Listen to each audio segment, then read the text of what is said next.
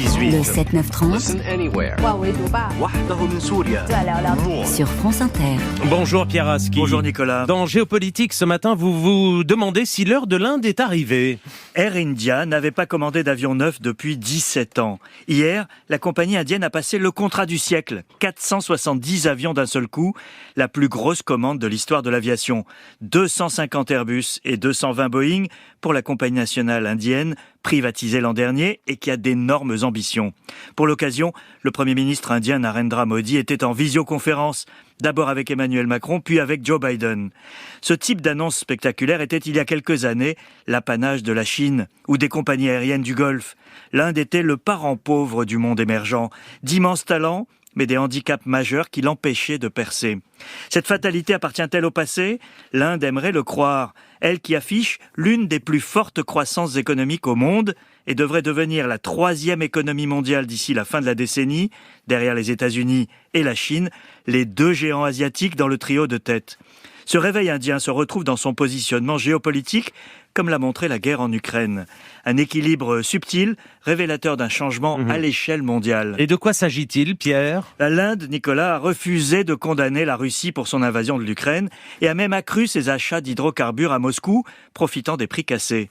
Pour autant, ça n'en fait pas un allié de Vladimir Poutine et encore moins de son voisin chinois, auquel l'oppose une rivalité historique. Face à la Chine, au contraire, l'Inde s'est rapprochée des États-Unis. Ce jeu d'équilibre peut sembler complexe et même dangereux. Il est en fait à l'image de ce que font bon nombre de puissances du Sud dans le grand chambardement géopolitique du moment. Elles refusent de s'aligner et vont chercher leur intérêt là où ils se trouvent. L'Inde est le plus abouti de ce que le politiste Bertrand Badi appelle l'amour libre plutôt que la vie en couple. Mais l'Arabie Saoudite, l'Afrique du Sud ou désormais le Brésil de Lula en sont d'autres exemples parlants.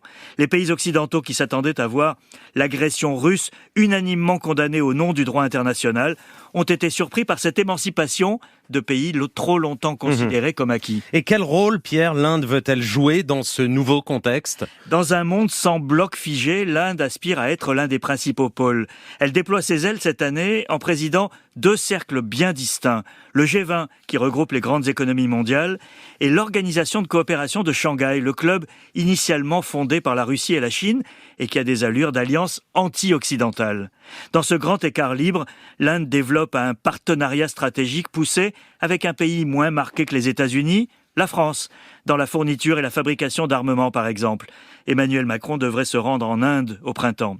Cette approche a un parfum de réel politique et oblige à fermer les yeux sur les aspects les plus contestables de ses partenaires.